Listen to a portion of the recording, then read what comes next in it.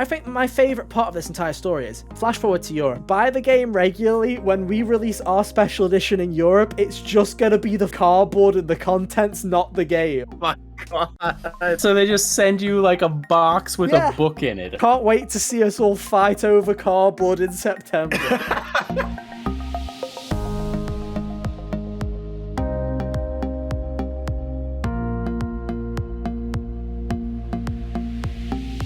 Hey, how's it going, everybody? Welcome back to another episode of the HGO podcast.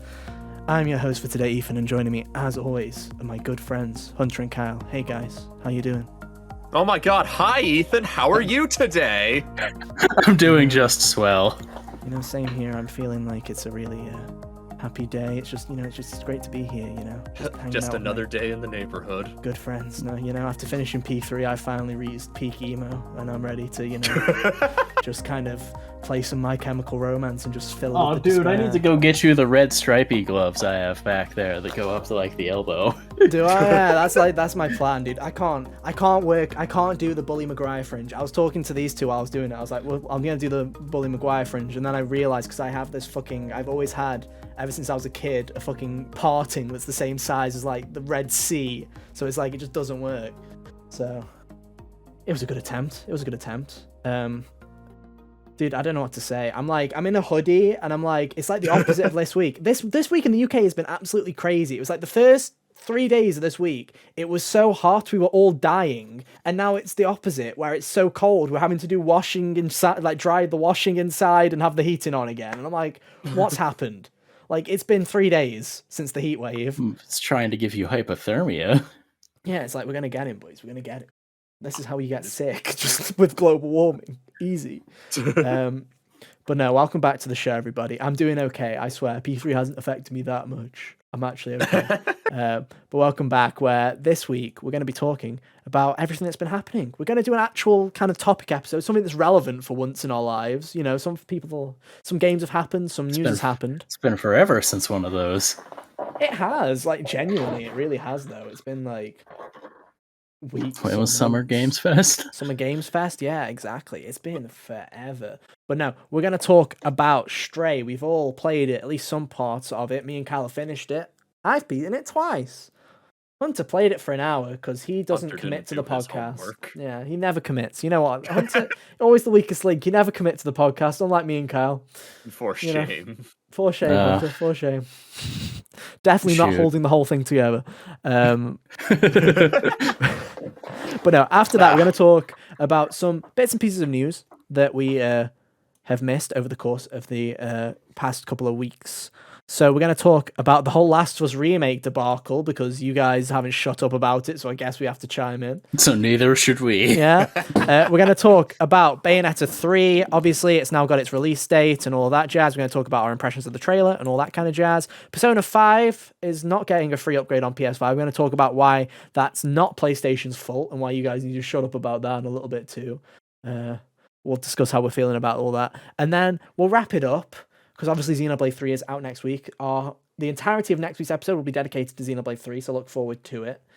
We're going to talk about all the special edition drama, both from America and from Europe, because trust me, it went well for nobody in different ways. So we're going to talk all about that as well. So we've got plenty of news for you this week. Obviously, the Stage Show podcast, we go live for you every Monday around 5 p.m. Eastern on podcast services, and a tiny bit later on youtube.com/hotgamersonly, where you can find us on video form if you want to look at our stupid faces. If you want to look at my terrible Bully Maguire impression, there you go. There's a reason to go check out the YouTube video. Trust me, it's not worth it, but you should do it anyway. And give us a like while you're there, and subscribe. Why not?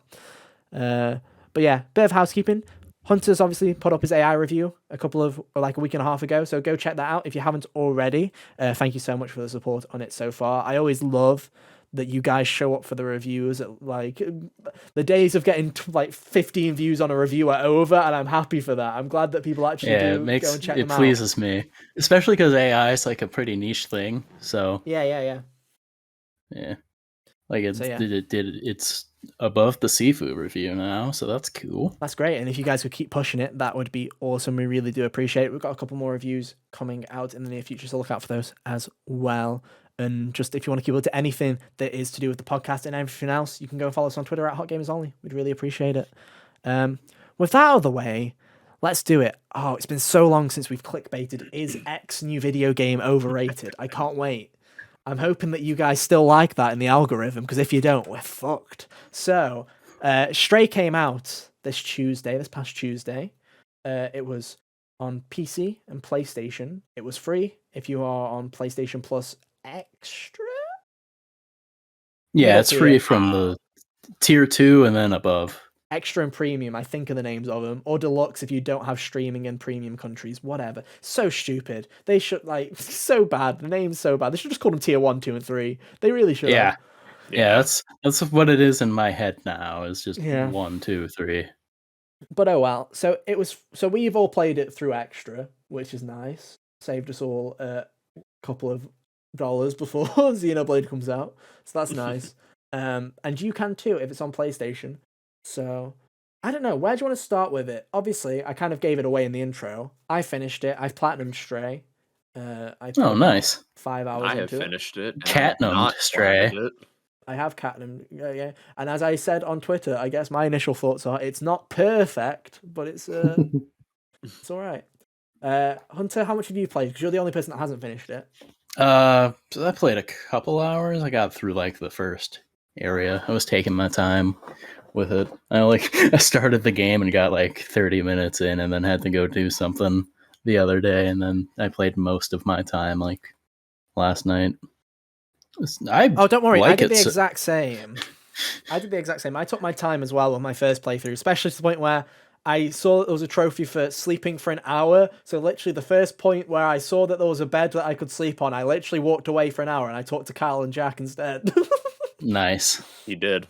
But I had it on my screen the whole time though. I didn't cower away from it. I was playing Klonoa on my Switch instead in my hand, but I was still watching the cat sleep. I was dedicated to the cause. Nice. But yeah, I like it so far. I'm eager to finish it probably on like Sunday. Kyle, what are your impressions of it? Because from all I've heard on the internet is I've heard nothing but unanimous praise about this video game for the most part. And then I've heard like a couple of people, I think Kinda Funny were actually one of them, that were like, it's fine. Like they thought that it was all right, not incredible. Yeah, everyone except Janet was like, eh. Yeah. How are you feeling? It's about how I'm feeling on it. I liked just the exploring around as a cat part of the game. That part's fun, but like the fetch quest parts just really bring the game down for me. That's what because you have to do fetch quests in your cat game. Yeah. What I'm gonna say about Stray is I am not 100% in the same camp as everybody else that's absolutely adoring this game. Like some people are saying that it's their favorite game of the year. Some people are really, really digging Stray. And what I'm going to say is it's a damn charming game. I really like the premise. I really like the world that it's built for itself. I feel like this whole idea of a world where humans are gone and the sentient robots, everyone does stories about robots gaining sentience and destroying the world, right? I kind of like the idea of robots gaining sentience, and once humans have fucked themselves in, the robots are just kind of stuck in the underground bunker cities, like, what's this? We just gotta live with life. There's an outside. I kind of like that. It's a cool kind of concept, and the only life them coming across is a cat. I just kind of think is a kind of charming idea. And they don't do the generic. The cat talks to them. The cat's a fucking cat. Like the cat just acts like it's a cat. A cat, and it's great. Which I think is great. There's one part near the ending where I tried to talk to people, but I didn't have the robot anymore, and I'm like, oh right, I'm a cat. Yeah, there's a part of the game where you don't have the robot, and it's just like you're just a cat, and I just love that because it's like the robots carry on talking as if they like you should be able to understand them, but you don't get any text boxes or anything. You just hear a load of gurgle and that, and like, oh yeah, I'm a cat. They don't know what I'm doing. Like I have no clue what's going on. Yeah. But no, I think the environment and I think the world is really interesting, and I really love it. The thing that lets it down for me personally is the gameplay. And what I mean by that is, it is effectively a zero difficulty platformer where you've got some interesting puzzles and some interesting concepts. I didn't like the fetch quest aspect of it, but what I did like about those chapters was how it basically gave you an area of a city and you had to think like a cat on how you're climbing up on things. That's the one thing that I did like, was that when I was climbing up buildings, I was like, yeah, I have 2 cats. I've seen them do stupid jumps like this all the time. This is definitely how a cat would climb up these buildings, right? Yeah. And they don't give a shit. One of my favorite moments is when you first get the ability, when you first see paint cans and you can just fucking knock them off. And there's only one of those paint cans that you actually need to knock off, but the game's just like, you're a cat, you're gonna fucking knock off all 6, aren't you? And yeah, I did. I literally fucking bashed all of the fuckers down because I'm a cat. I really like that. But what I really don't like is how there's a load of like, oh yeah, it's just your generic kind of linear levels where there is like platforming, like there's the sewer levels and stuff like that. I'm not really a fan of it because it is just kind of linear, and the stealth just did nothing for me because it's kind of, you'll see later, Hunter, there's like this whole stealth mission that feels like nothing stealth. It feels like Sly Cooper, where it's like, you just, there's the flashlight guards and there's not really anything to do. Oh, I was gonna say, I got to the thing last night where it was like the Zargs or whatever they're called, Zorgs, and you're like, and it's like meow to get their attention over here, and basically it was, oh, convince them I'm over here and then lock them out of a door, and I'm like, well, that was easy. And you do that like 2 or 3 times while you're going up the big antenna building. That mission I did like, because I was like, there was some actual thinking to the platforming in a way where it was like, okay, if I meow over there and then do a couple of hops to the right, then I can scooch by this way. Yeah. Or where the lift is coming down and you have to try and basically run around and weave and dodge until the lift gets there. And the lift doesn't just open, you then have to kind of think, oh, I need to jump over the top of it, so I need to go on the boxes on the side. I liked stuff like that. What I didn't like was when it was particularly linear and there was nothing to do. Because the gimmick of being a cat, to me at least, kind of goes away in the second half of the game, where I'm no longer going, this is cool, I'm a cat, I'm doing cat jumps, I can press the circle button and meow. Whereas now I'm just like, this is just a sewer level where I can kill the enemies if I want to. I didn't. I got a trophy, which I didn't know was in the game, but I was just not doing it because I thought that the killing was making it even easier. So I was like, there's nothing to do here, so I'm just going to keep weaving and dodging because I thought it was fun. But to me, it's like the gameplay is lacking, whereas the story and the world building I was really digging. That's kind of my initial impressions of it. Anyway. I'd say that the presentation of the game is its strongest aspect. The gameplay, to be fair, better than I was expecting it to be. Like when I first saw this game, I was like, I don't know what this is gonna be, but I didn't think it was gonna be this solid, I guess. Oh no, definitely. I think what it is what they have is really solid. Like it's like it works great. Like it feels great. The movement is really good. It's just the simplicity just doesn't do it for me, if that makes sense. It's like I understand why people are enjoying it. It just doesn't really work for me. It's like I was playing Ghost of Tsushima earlier because I'm doing the Iki Island expansion because it's free on Extra as well. I'm basically just going through an Extra binge right now where I'm just like, all the stuff I refuse to buy, I'm like, cool, I'll play Iki Island, why not? I'll do the Death Stranding stuff next. Yeah, I will do. I am going to, don't worry. But in the similar way of how all of the different styles of combat in Ghost of Tsushima did nothing for me because it was just a quick button press until I'm mashing square and triangle again, it's in the same way that Stray's kind of linear platforming style of just, oh, it's run around until something says X and I press X on it, just kind of doesn't really do anything for me. There are some great moments, especially when I feel like it works when you're being chased. It works. I feel like when you're in that kind of urgent situation, it really works well. When the game slows down and it's not about the exploration like in chapter 4, it just kind of does nothing for me. It just kind of fizzles out, where the second half of the game I'm just kind of like, I'm not really feeling it, or the puzzles are a bit too easy. Like there's no puzzles in this game that particularly I sat there and went, how do I do this? Most of the ones I've encountered so far have just been kind of remove thing to move on. Remove power cell, find the code that's on the wall that says code. Those kinds of things. Throw a can into the fan. Yeah, that at least I was like that. At least that one I was like, okay, that's a good like beginner puzzle where I was like, okay, cool. You have to think, Yeah. okay, the environment interacts with the environment, and then it does nothing like that ever again. And I'm like, okay. Yeah. Like literally, there are other fans in the game. You just pull a plug out. You're like, okay. I think there's one in chapter 4 where you have to drop something into it, but actually, no. I think you just turn that one off as well. I'm a liar. Oh Anyway. man. But no. One of the other things I did like in this game was the writing. I think the writing is, for what it is, again, it's a simple story. Nothing. It's not going to win any kind of awards for its storytelling, but just the way the characters were, and like you say, you've got these bunch of robots, and they're basically all copies of each other. The fact that they did have little quirks and In spite of that, I personality. found some of them endearing so far. Like Guitar Buddy, he's cool.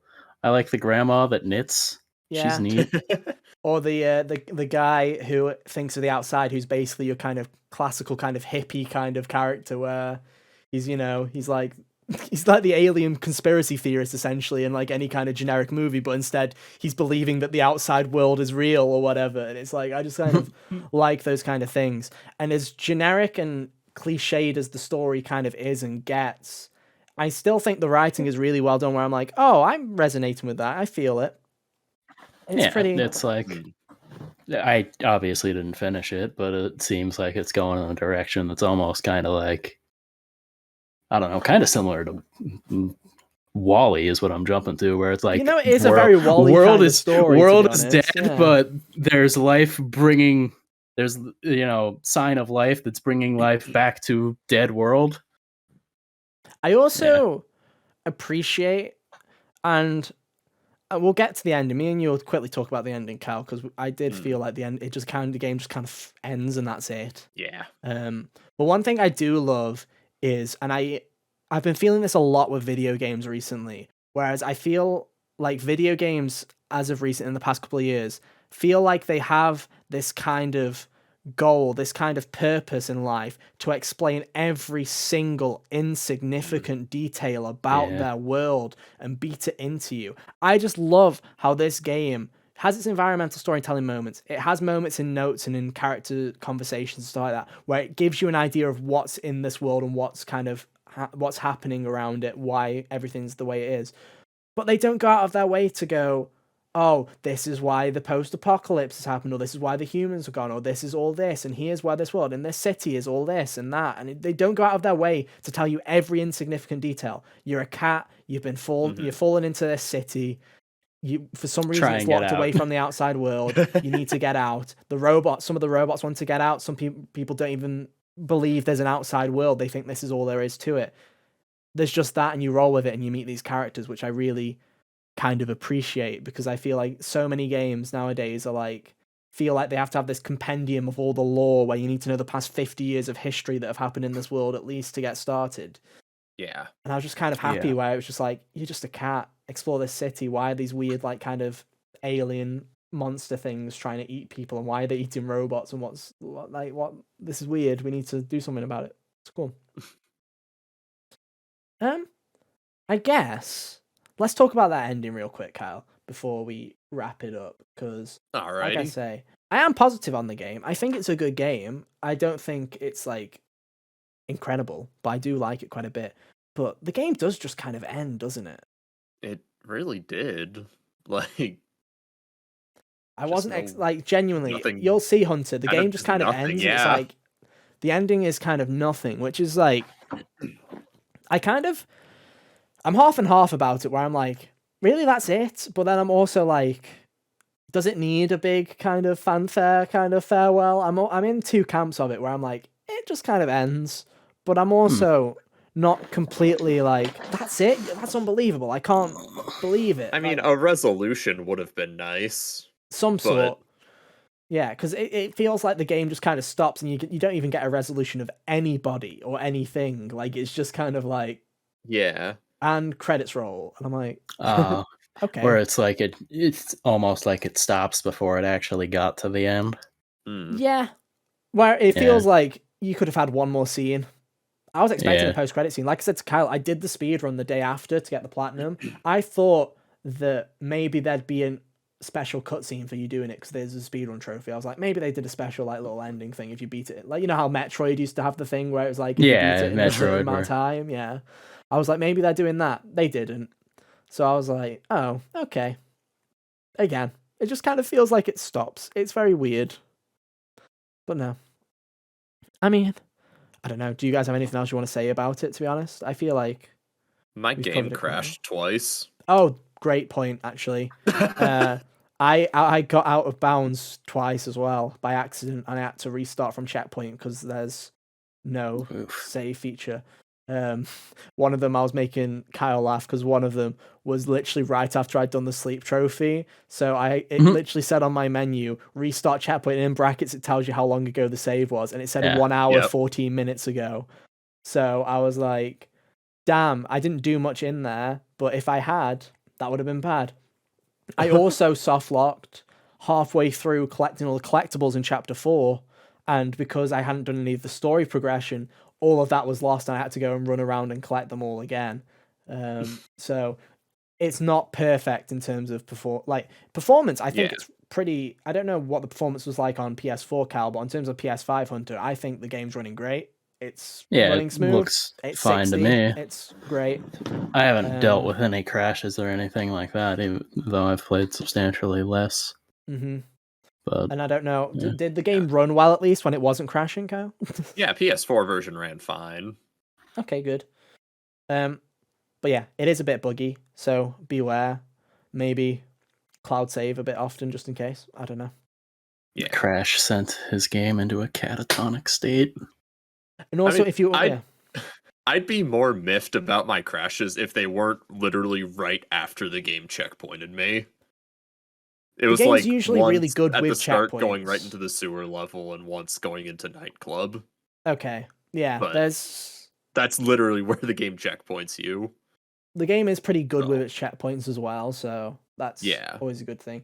And for those of you who have seen the trophy list and have seen that there's a speed run, don't be intimidated by it. It's actually a really accessible speed run trophy because it's for under 2 hours. I beat it in an hour and a half. So there's probably I imagine if you know everywhere to go, you could. There's like 30 minutes of leeway, and also it's not in one sitting. You can quit. You can cloud save if you fuck up that badly. There's many ways. So if you want to enjoy Cat Game, enjoy Cat Game. It's really short, and I think that's a good thing because I really needed a short game because games are so long. Yeah, it doesn't need to be any longer than it should have been. And I mean, I was already. Yeah, it was the perfect length. It didn't overstay its I was already starting to get checked out by the end of chapter 4. Yeah, it didn't overstay its welcome because I was interested with where the story bits were keeping me through the second half. I feel like if it went any longer, then I would have gotten sick of the story and tired of the gameplay. Whereas luckily, by the time it was over, I was like, I liked it enough to be like, I'm going to do the speedrun the next day. It's good. It's quaint. That's what the word I'll use to describe it. I had a nice time with it. It was fun, but I also don't understand where people, when people are going, it's the greatest thing ever. I think they're cat people. And as someone who's a cat person, I'm like, come on, guys. It's good. It's good. Isn't that good? I don't know. The first cat I had was orange, so I like this cat in the game quite a bit. I had an orange cat when I was younger as well, so I do have a soft spot for them. So maybe that's why I'm not meshing with it. Maybe. Man, I hope their next game is just like the same idea, but they use like a corgi. There'd be no platforming in that game because corgis are like no, corgis can't jump up on chairs, dude. They can't even jump up on chairs. Like... No, it's true. I just like the idea if it was a platformer, but you had to command your human to pick you up and place you on every single platform. It's just like, up you go, up you go, up you go. You know what? I might as well just put you at the end of the fucking platforming course at this rate because you're just making me go to each one. But now, anyway, as always, we usually like to give our recommendations when we've done our first impressions like this. Do you guys recommend it? Especially because it's on PlayStation Extra. I feel like it's a no-brainer if you have PS Extra. On Extra, yeah, I get it.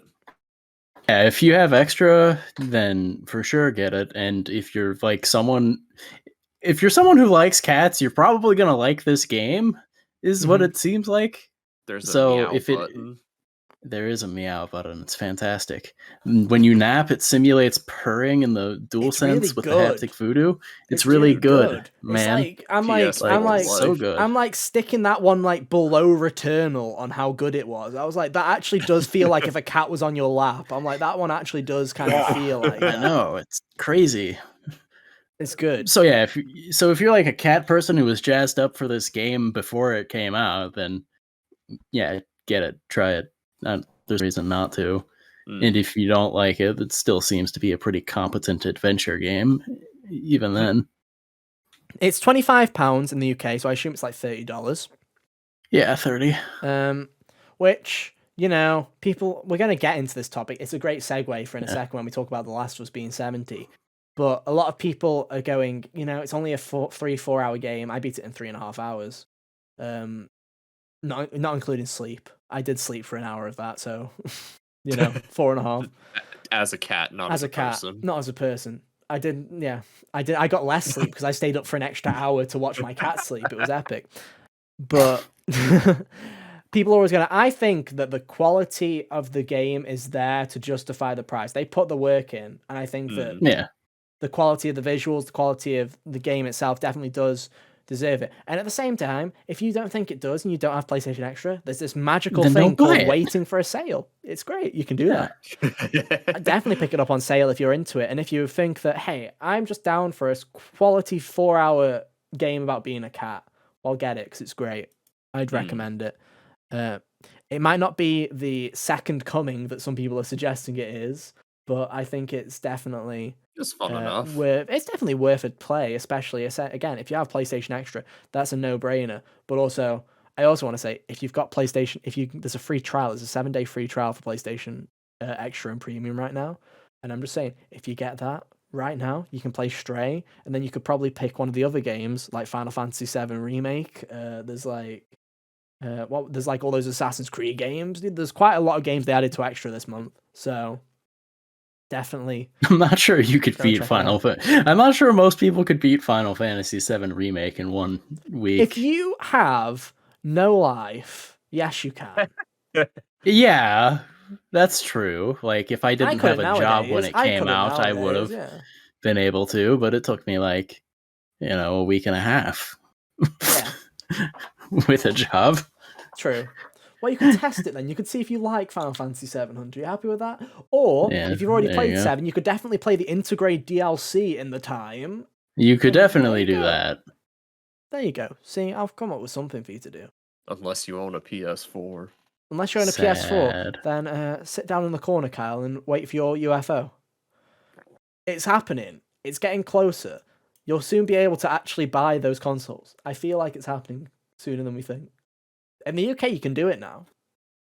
Well, good for the UK. You just have to buy it with a bundle with Horizon, but you can get one.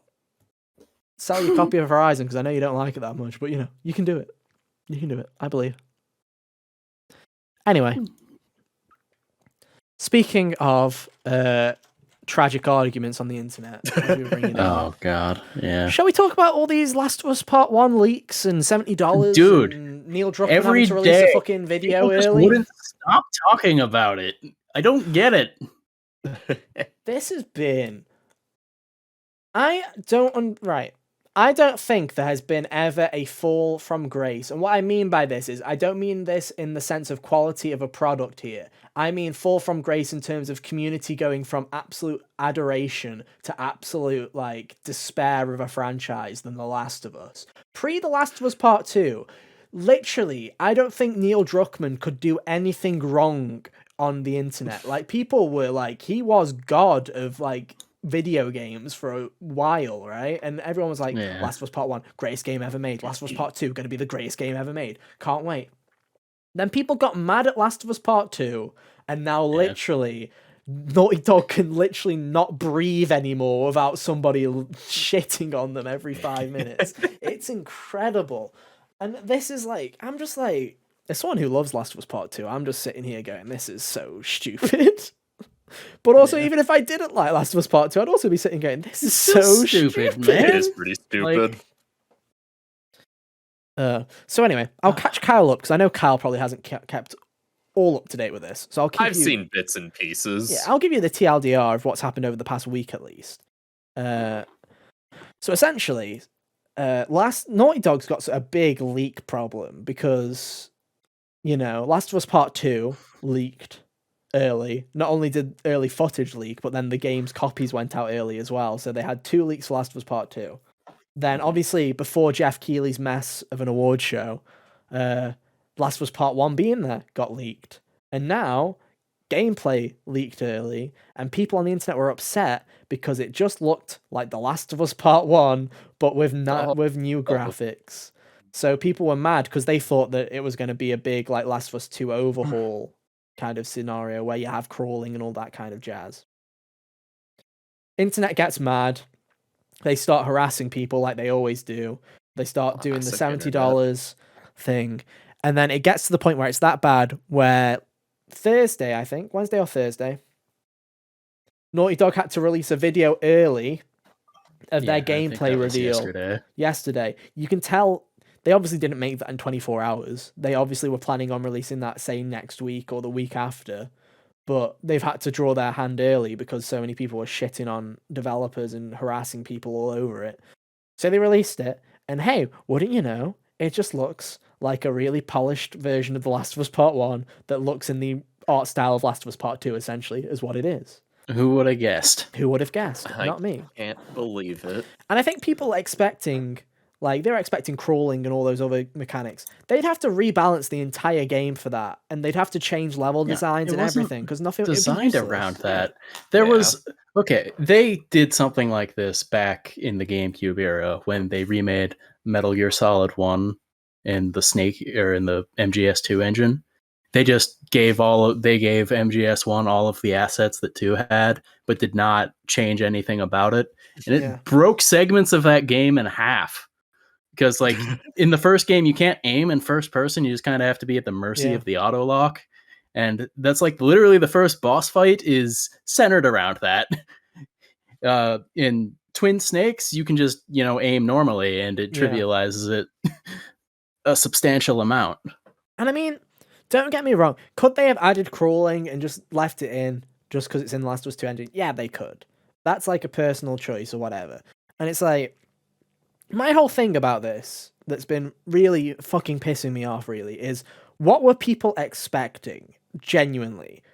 Like, this is the definitive way to play The Last of Us Part 1, essentially. It's just a shinier version that looks like Part 2 and is basically the same game, which is what they have basically said. They've said they said that like the UI's been updated, like the AI has been updated, sorry. And the AI has been updated. They showed in the trailer that the AI is smarter than it was in Part 1 and stuff like that. That's what I was expecting. I wasn't expecting a massive gameplay overhaul where now you're doing you're jumping and you're doing all that shit like you can in Part 2.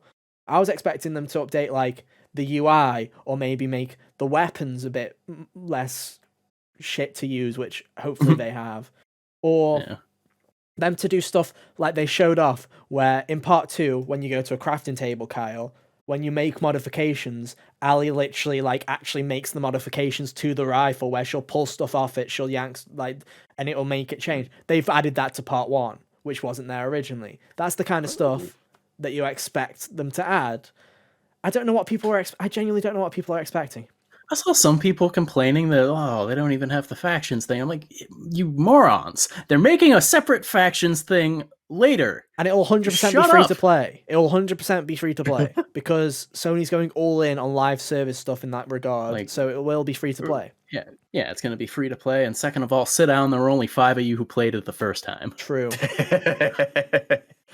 I guess the reason I get kind of annoyed about this the most is the people that are saying like, it's not the people that are saying that it's not worth $70 or they can't justify buying it, because I'm in your camp. I'm not paying $70 for The Last of Us Part 1. I'm not doing that. Buying it, like, it's not worth it for me. Yeah, there's no reason to yell about it. Like, just don't buy it. Yeah, it's the people who are saying that it's like a consumer, like. What's the term I'm thinking of? Anti-consumer. Anti-consumer. Yeah, people are saying it's an anti-consumer practice, and I'm like. This isn't Cyberpunk, right? They're not giving you a game that's broken that doesn't work. They're just they're just charging more than you would realistically want for a remake of the first game. It's like, that's like saying that Demon's Souls was anti-consumer practice because they also charged $70 for that when the original Demon's Souls wasn't 70. Yeah. It's like, it's not. Is it more than you're willing to pay? Yeah, and that's cool, because I'm in the exact same camp. I ain't fucking paying $70 for Last of Us Part 1.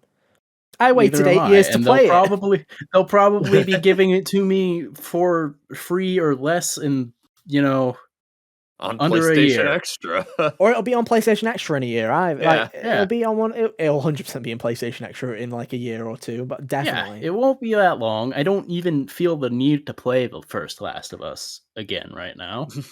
So, and when you do feel like it, it'll probably be a reasonable enough price, or it'll be on Extra where you're like, yeah, I probably will play that version. But or you could just go no play time the other soon. version that you probably own. Guess got a what? PS3 The old version didn't go anywhere. You've got a PS4 version? Heck, the PS4 version is in Runs on PlayStation Extra. PS5. It's in PlayStation Extra. And Yeah. also, they have like the PlayStation Hits version that you can get for like $10. Like, there's so many ways to play this video game. I don't see... It'd be anti-consumer if they removed the original from the PlayStation Store. That would be an anti-consumer move. That would It's suck. not. They're not, though. They're not erasing the original version. It's there. It's backwards compatible on PS5. It's literally... They can't stop you from playing the original. Plus collection. It still is in the PlayStation Plus collection. PS3. Every PS5 owner gets a copy of it for free. I don't see how this is anti-consumer. It's just fucking expensive. And yes, I'm not buying it either. And it's like, you can say whether you think it's justifiable or not to spend that money. Or if you can say, was it worth Naughty Dog's time doing it? Who knows? From what we've been told from people like Jason Schreier, this was a between projects thing where they wanted the team to work on something while they concept the next game. So that makes sense to me. They basically picked it up from a cancelled studio and then were just like, hey, you guys work on this while we come up with what we're actually going to make next. And it's like, to me, I'm like, that's fine. You know? Would I have probably have preferred Naughty Dog to, if they were to remake one game, maybe do like Uncharted 1 that's aged like milk? Yeah, probably. I'd probably prefer if they did like Uncharted 1. But at the same time, I'm not going to complain. Yeah, it's not that big a deal. Don't take it so seriously. It's also like they have an HBO show that they might want to have a game out so that people can, maybe buy when they see the Pedro Pascal and go, I like Pedro Pascal. Like everybody does when they see like Pedro Pascal. Yeah, dude. He's the only reason great. I watched The Mandalorian, dude. And he's wearing a helmet. He was great. Game of Thrones. He was great in that season of Game of Thrones. He's great in The Mandalorian, dude. I believe it. Everything I've seen Pedro Pascal in, he's great. So that's why I'm looking forward to the HBO show. I'm probably not going to watch it, but if I do, it'll be because of Pedro Pascal, to be honest. Yeah. Exactly. And also to see Joel and Ellie, fucking Troy and Ashley was what I was trying to say.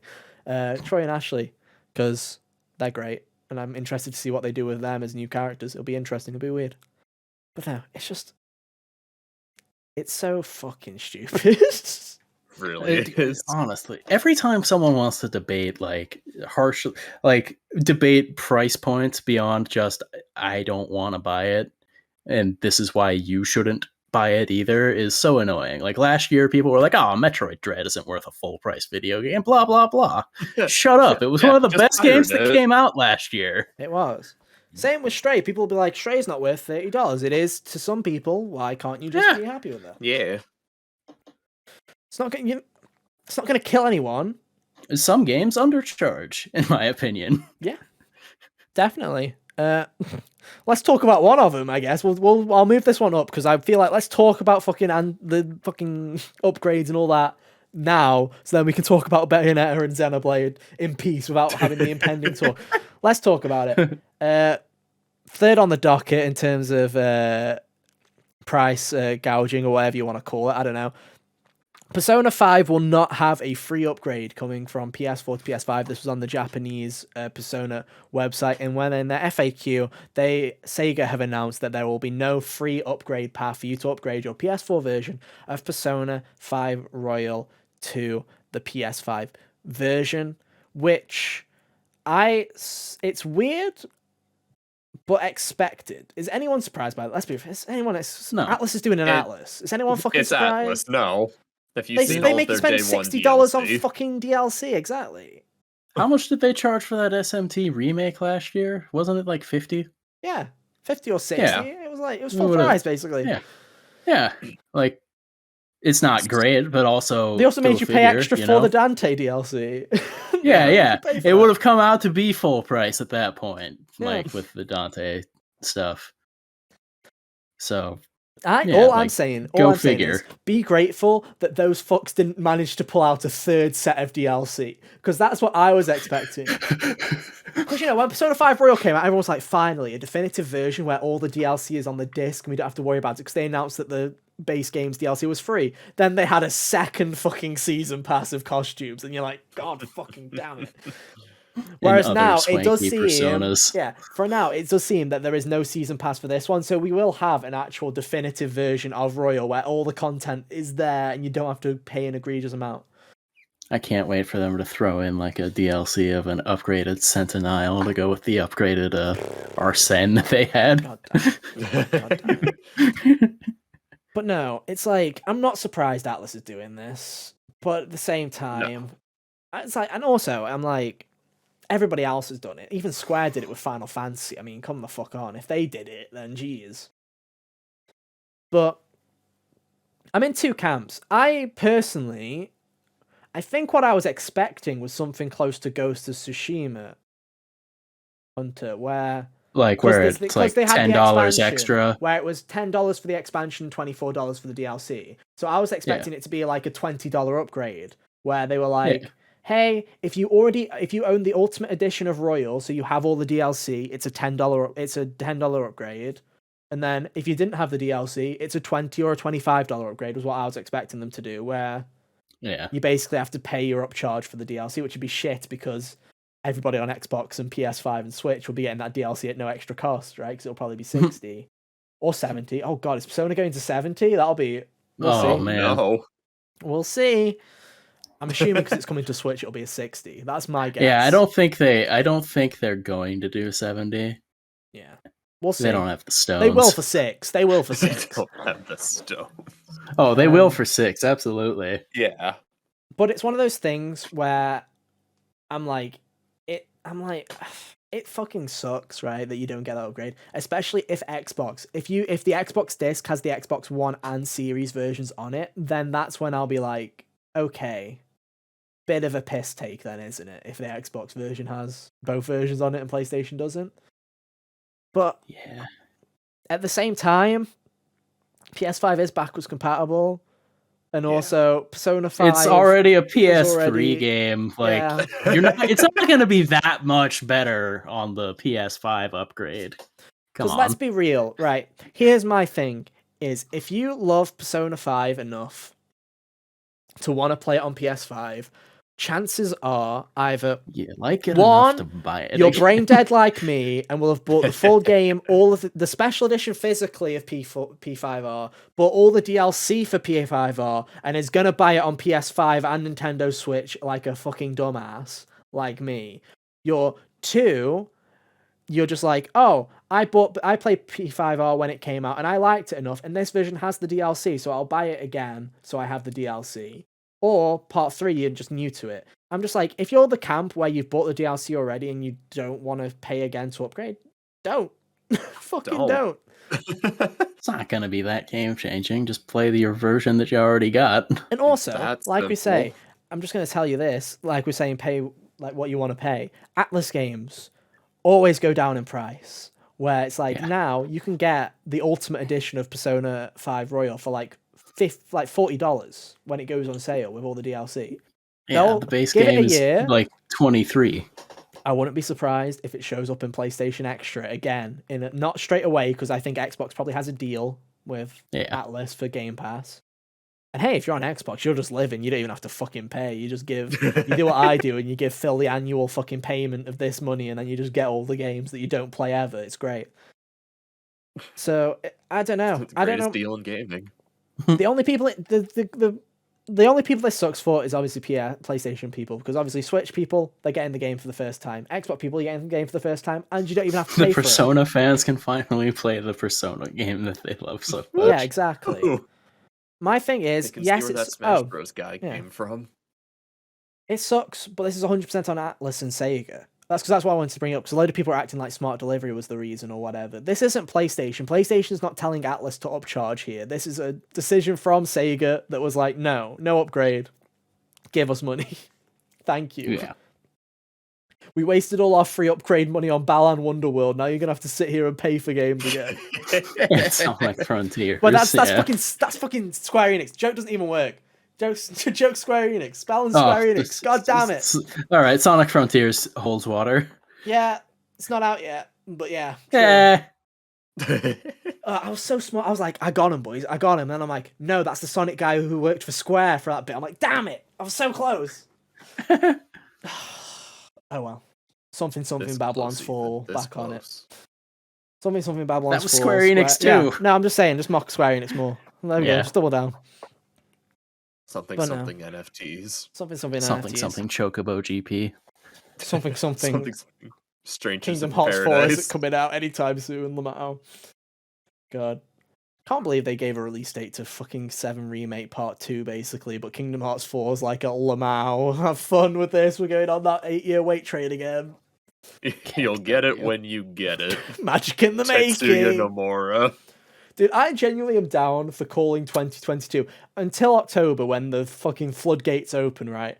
I'm basically down for calling the first 3 quarters of 2022 magic in the making, dude, because it's mainly just been us fucking waiting for, like, content, drip feed. Pretty much. Yeah. But, no, yeah, the Persona thing sucks, but at the same time, if you're a shill like me, you're going to give the money, and if you're not a shill like me, then cool, don't buy it, you probably already own Royal already. Cool. And it's an RPG. 4K 60 FPS is a nice thing to have. Is it a necessity?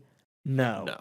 Persona 5 is already a PS3 game and one of the best looking PS4 games. So you'll live. Trust me, you'll live. Yeah. And if you don't, then please see help, because Digital Foundry isn't everything in the world, guys. Come on. We don't. Frame rate, resolution, it's not everything. As much as the internet would like you to believe. 8K ray tracing. Oh, it's a shame. Running at 90,000 teraflops. You know, speaking of a game running at 90,000 teraflops, let's talk about Bayonetta 3. It's finally happening, Hunt. Are you excited? Dude. Yeah, man. Like, I wish it was coming out like a week or 2 sooner, just because I only have... It's a good thing Bayonetta games are typically short, because it's like a week in between that and God of War. Yeah, the one thing I will say about this, before we talk about the actual game, I think I said it last week very quickly, but I'll bring it up here because we're talking about it more in general. That's an awful, awful release date.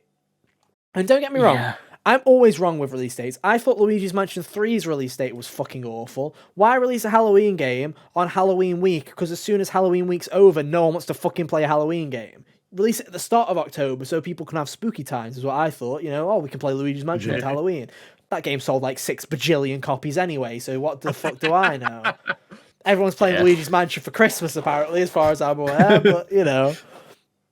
But the main reason this is bad for Bayonetta in terms of release date for me is there's so much coming out in October, and it's literally like the last on the list, where I'm like, you're sharing a day with Modern Warfare 2. You're not even going to get top spot on your week. Like, I'm like, God. Is that a good idea? I feel like it's going to get drowned out from the noise, personally. Yeah, it I'm might. looking forward to it. But it's one of those things where I think it'll pick up its legs later. And I think it will do well. I just feel like it's a very heavy month for Nintendo already, because obviously Square's bringing Nier, Sega's bringing in Persona. So you've already got 2 RPGs coming in that month. You've got Mario plus Rabbids for the casuals. That's already coming literally like a week before Bayonetta. So it's like Bayonetta 2, as much as I love Bayonetta 2, I think Bayonetta 2 is fab. It's miles better than Bayonetta 1 in my opinion. I loved it. Even though it's great, it didn't sell amazing on Wii U.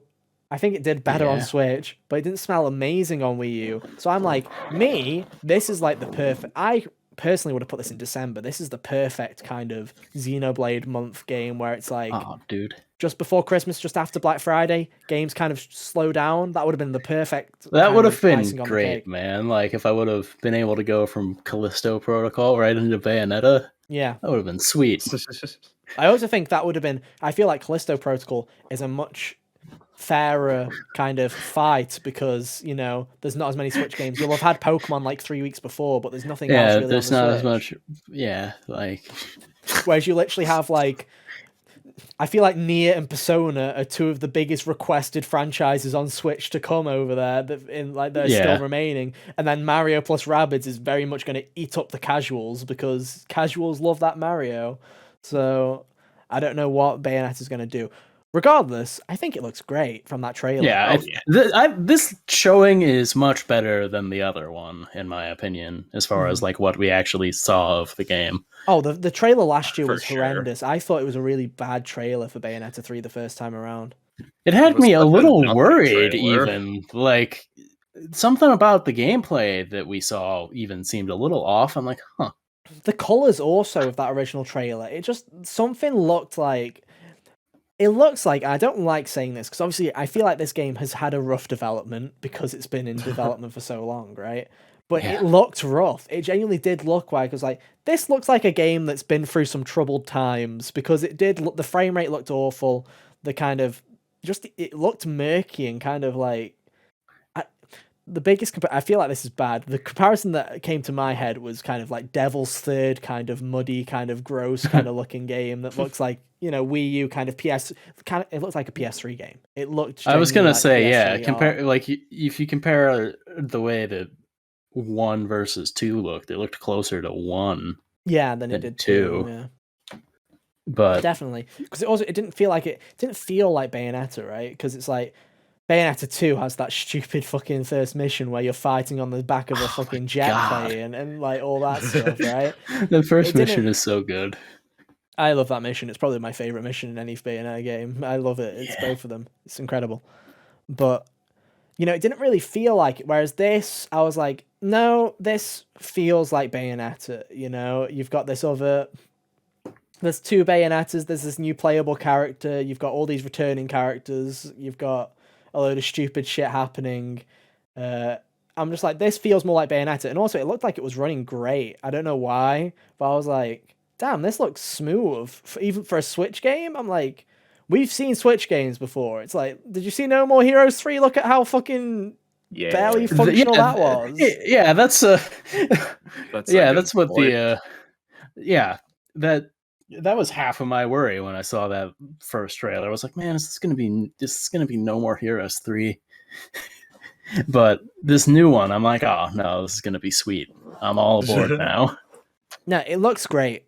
It's also, like I say, running, it looks like it's running really well. Like, I'm just looking at the gameplay now. It looks so smooth for a Switch game. And it really did. I know, because Switch games, you're mainly looking at 30 FPS, right?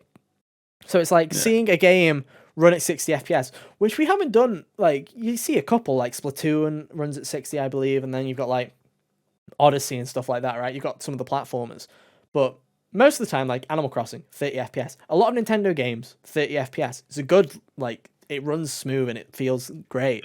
But it's like just seeing an action game like Bayonetta running really well, running at 60, and just looking like it doesn't look bad. It doesn't look like it's being compromised, if that makes sense. Most Switch games, when they run at this, look like they're compromised. But I'm looking at this new character now, and the model looks like, I'd say it looks like really like late gen PS3 to early gen PS4 modeling. Like, it looks really good.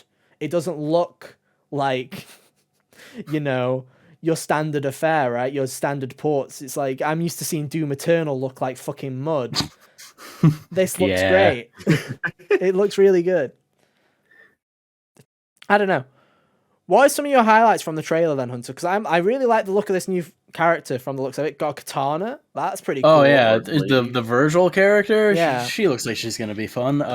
Their gameplay mechanic that they kind of teased with she takes on the form of the demon in certain scenarios. That looked really cool. I especially liked it because from the way that the camera looked when she was fighting like the big thing while she was like Madame Butterfly or whatever it is, it looks like it has the perspective to where that's like a two big things slapping each other around, even though it's probably going to move as fast as like you're similar to the normal gameplay. Like they're not slowing it down so it feels like it's big. It just has the perspective of being big. That's cool. There was also a DMC1 reference where she bops the spider guy on the nose, and that was my favorite.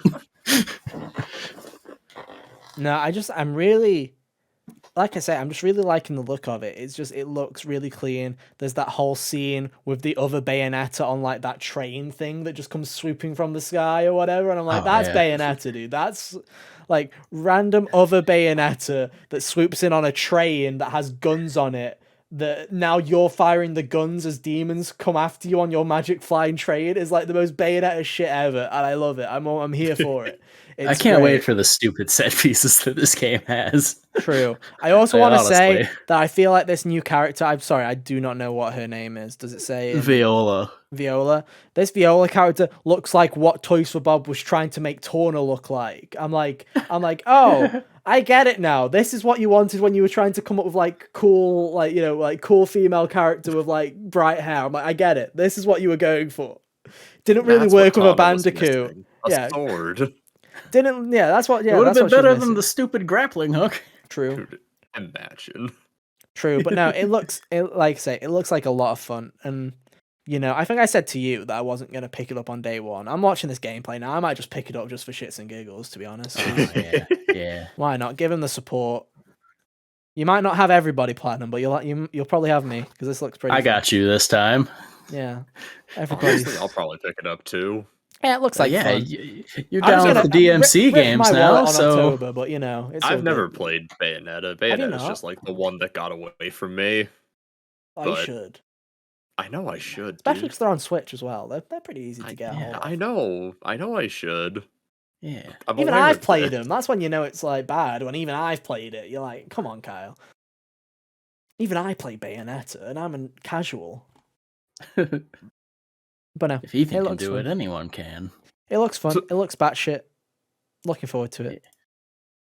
October's going to be a crazy, crazy month. I think I'm going to have to skip Plague Tale at the beginning. Don't worry. I don't, because I have Game Pass. Thanks, Xbox. I'm not even going to play it, but I could. And that's the power of Game Pass. Greatest deal in gaming. You can play all these games. You won't, but you can, and that's what makes it good. Yeah. I was supposed to play what was that game called that everyone was supposed to Escape Academy? No, I played Escape Academy. It's fab. Great. Played all of it. Played that. As soon as I saw Escape Room in video game form, I was like, yes, please, play that. Fantastic. Played it in one day, beat it all. I was like, good, fun time. No, good soup. Dusk, what was it called? As Dusk Falls. As Dusk Falls. Yeah, didn't play that. Doesn't look like my cup of tea. But I'm glad people are liking it. Yeah. Okay, Kyle. Like I say, it's a bit of a shorter episode this week because, trust me, next week you'll want us to leave quicker than you want us to, because we're going to probably do a nasty deep dive into Xeno 3 when we get a chance. But let's wrap it up with some Xenoblade 3 horror stories that will hopefully not keep us up at night as we wait for the actual game. So, the collector's editions, they've been having the special editions, they've been having a bit of a fucking mither. I'll let you tell the story first, because I feel like America's where it started, to be honest. Ground Zero. Ground Zero! Exactly. Ground Zero. Go on, Cal. Alright, so at the start of June, they released, they put up the pre-orders for the Xenoblade 3 Special Edition. Well, they announced that the pre-orders would go live tomorrow, and then I just want to announce that Nintendo Europe released the exact same tweet, but replaced the word tomorrow with the words end of July, which I also want to very specially note that the game's release is the end of July, so they were just like, yeah, fuck it, probably the same day, have fun. Whereas America was like, it's tomorrow, guys. So everyone in Europe was fucking molding because we were like, they get it tomorrow, they're all gonna get theirs in, and we're still sitting here waiting. Dude, don't worry. Then tomorrow comes, and everyone in America is molding. Because True. Nintendo has the shittest website infrastructure imaginable. The website doesn't even load.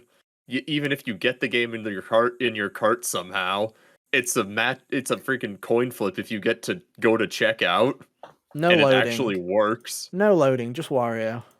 Nothing loaded. Wario's just standing there with his hands cupped like, it's my copy of Xenoblade 3 now. Wah. So anyways, that was June 8th. I spent about 4 hours waiting to get nothing. Flash forward to the end of the month. It's end of June. Xenoblade 2, it is running its Torna speedrun at Games Done Quick. Mm-hmm. You know, things are great. Yeah. It's the same day that the pre-orders go live again. You know, 2 weeks later, Nintendo said, hey, we're gonna try this again. Almost like it's fate. Let's run it back. We'll do it again. It's gonna work this time, we promise. People can only order 1 copy this time instead of 2. That solved all the problems. We did it. That'll solve everything. Woo! 6 hours later... Oh. I walked away with nothing. And neither did most people, to be Good fair. day, sir.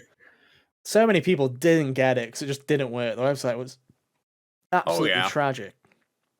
They fixed nothing. And the thing is, I think my favourite part of this entire story is we're not pre-ordering a special edition of Xenoblade Chronicles 3 here.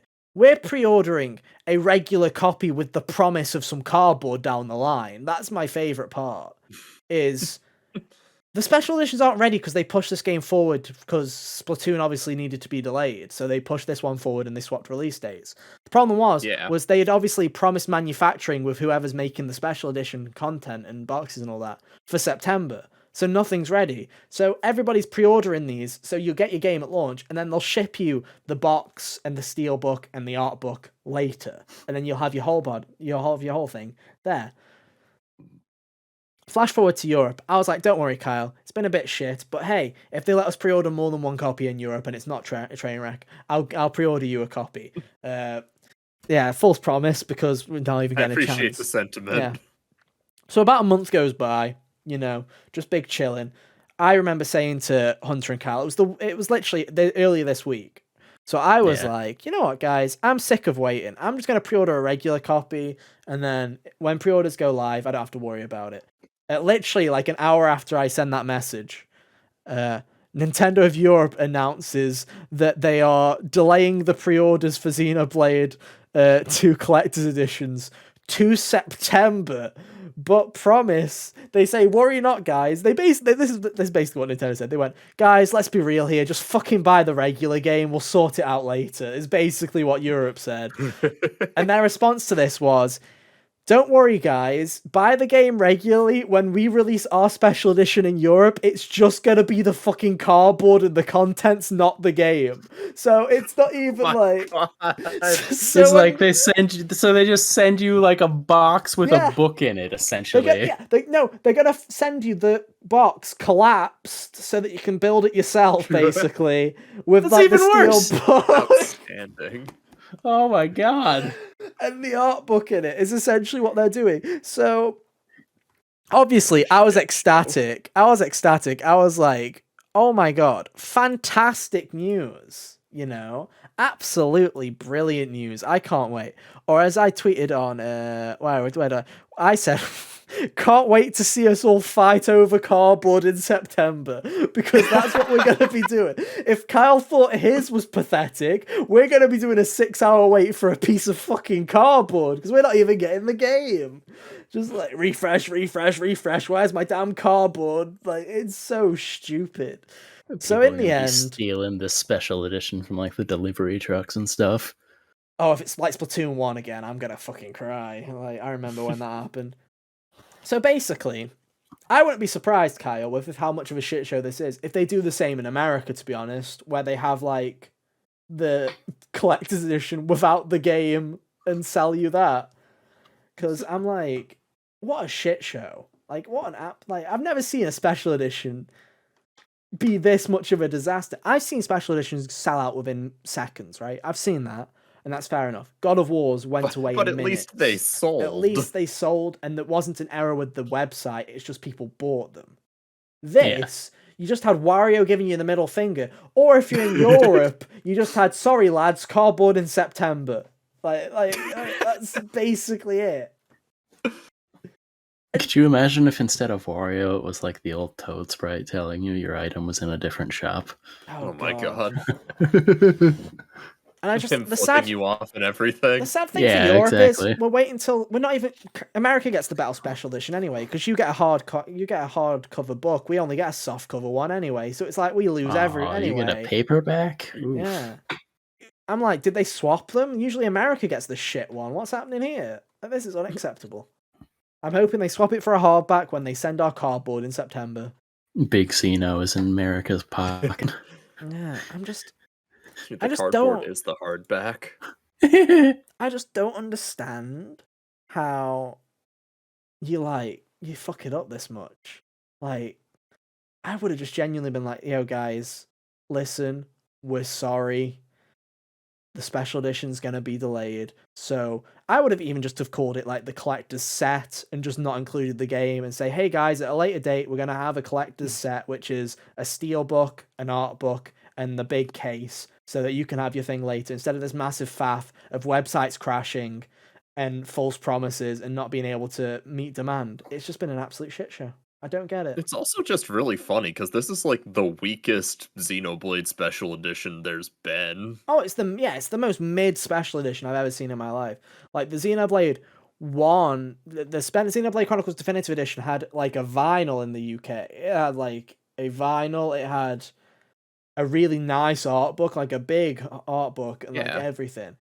Even was- going back to Xenoblade 1 on the Wii, there was also that like exclusive Monado Red controller. Mm-hmm. And that shit was so cool. Xenoblade 2 had a really Hunter, nice... it was so slick. I imagine. Xenoblade, what was Xenoblade 2 had a really nice collector's edition in Europe. I don't remember what it was, but it had like... It was, let me have a look, because it was like a really nice... Oh, don't worry, a scalper's shop has it loaded up here. Oh, look, I can just buy it for £165. That's great. But yeah, Classic. so they had they had a soundtrack CD, they had the game, they had a steelbook, they had a 220-page hardcover art book, and then it all came in this red like box. 220 pages. Yeah. That's a lot of art. Yeah, it was like a proper coffee table book. Like it was like a proper like set piece book. And then if you were in America, which was the lame edition, you got the sound selection CD again. You got, is that a different steel? No, is that a different steelbook? No, it's just a shitter image of the steelbook. It's the same steelbook. And then you got like a soft cover, Swanky Joy-Cons. You got a soft cover, like shitter looking book. But you know, the special editions were always good. Whereas this one's mid. It's like not even that big as like cover an art book either. It's like 80 pages or something. I was just looking at Xenoblade X's special edition to refresh my memory on what it actually was. It came with a 500-page guidebook. Damn, bro. Which, like, you need that for that game. And then if you look at the European version, it had a steelbook, it came with a poster, map of the world, and I also don't know if I'm making this up or not, but I swear to God, there was, like, one of the special editions came with, like, a flash drive, like a special Xenoblade flash drive that had music from the game on it. Yeah. I don't know if I'm making that up or not, and now I'm worried. I've always wanted to plug the Monado into my computer to get the OST. Yeah, and then if you it was shaped like the little life hold things from the game, which should basically look like the Aegis's core crystals. Yeah, as a comparison. The Xenoblade Chronicles, the collector's edition for America, the definitive edition was just the art book, the slip case, and the game. Whereas in the UK, you got a massive poster, the art book, a steel book, which you didn't get in the US for some reason. Obviously, the game, a Monado colored vinyl where it had the Monado like the circular area of the Monado and the blue like sphere in the middle of it. Then you also got a code for a soundtrack selection as well as the vinyl, and it all came in this big massive black box that you didn't get in America either. I should have really got that one, dude. Why was I unemployed that year? That's cringe. I should have got that one. I was planning on getting it as well, but I couldn't justify it because I wasn't working. Sad. Yeah. Oh well. Wait, the Xenoblade 2 one even comes with like different reverse art Oh, that's inside cool. the box. Yeah. It's got that artwork of Rex and Mithra looking at the world tree instead of Tora and Poppy just fucking around. Uh, Cringe. Want that. Oh well. Damn, I guess. bro. We'll live. Anyway. Right. We've entered. Anyway, enough this Xenoblade episode. 3 Special Edition even mid, dude. It's mid, bro. It's mid. Why is this the one that fucked up? No clue. And more importantly, dude, why did they fuck it up so hard, dude? How hard is I it to make some know. books, dude? Come the fuck How on. hard dude. is it to Yeah. make a website that works? We've been I making did that in books for college. hundreds of years, guys. Just fucking make a weeb one and stick it in a cardboard shell. It's not hard. Come on. Things like this make me glad that I only really get down on collector's editions for like the niche things, like super niche things, because I realize that Xenoblade's not exactly the biggest thing in the world, but Oh, dude, like I was It's so early. bigger than yeah. it was. I was Yeah. so early for the Persona one. It didn't even have the art up yet on Amazon for like literally Atlas had just put the fucking thing in. And I was like, pre-order, got it instantly. like 2 out of 3 of the special or collector edition things I had are from limited run. This transistor thing being one of them, the other one being Valhalla. 2 things that only people who really like those games, which are probably a very small circle, were going to order. And then this AI one, I decided I wanted after I beat the game. So Wait, so did you just send the game back and then buy the collector's edition? yeah, Damn. Damn. Look at you. You're like, why not? Did yeah, Hades get basically. one? Or was it Not just, yet. Not yet. Is it just this If one, they- the fan edition? Oops, I just like knocked my thing like this. Yeah, I think the big thing here was just like the physical Let's all copies read our themselves. Hades copies real quick. Yeah. Mine's way over there. I'm not getting it. Defy the god of the dead as you hack and slash out of the underworld in this roguelike dungeon crawler. Oh, mine doesn't say that. Several more languages. Hang on. I'm gonna have to get my torch out because my lighting's too far. Battle out of hell. Defy the god of the dead as you hack. Oh no, it does say that. I take it back. I can't read apparently. Yeah. Oh well. And then there's the little OST I pamphlet. wouldn't and know. Mine's sealed. Yeah. Mine's staying sealed because I'm a little shill. Oh, it's alright. Well, you know, it's just the big life of a reviewer who gets review copies. I don't need to open my actual ones, you know, guys. I just buy the Review game like a year and a copies half after. On the Man, back of gets- the person who shielded for a year. Yeah, exactly. Man gets one review copy. Man gets. Suddenly Here's he's the thing. untouchable. Here's the thing, right? Is we get offers of review copies, but they're for games I don't want to play. Like, I do not want to play the fucking Elder Scrolls Online, dude. They tried so hard Yeah, to that's give us fair. a code for the base game in every single expansion, and I was like, I'm not playing an MMO. You can't make me. I almost did give it to Sam, but then I was like, the last thing I need to do is give him another addiction, dude. That's the last thing I need to give Sam is another MMO addiction. You've seen what he's like Yeah. with regular Skyrim. Don't need to give him that online. Jeez. I'm good. Also, Fishing I in an believe that most of MMO. the time send you a review code with the intention that you'll make something from it. I'll just You Sam, know, so, I need you to tell me what you feel like so I can Fishing good, review. thumbs up. fishing good. That'd be really funny if we just did a fishing review of a game, not an actual review, just like review copy provided. Let's talk about the fishing for 10 minutes. Okay. That'd be That would epic. be funny. Be epic. Oh man. Hey, if Oh. they never set guidelines on what you need to talk about in your review, I say Oh, yeah. go for it. The Elder Scrolls Online, a fisherman's perspective.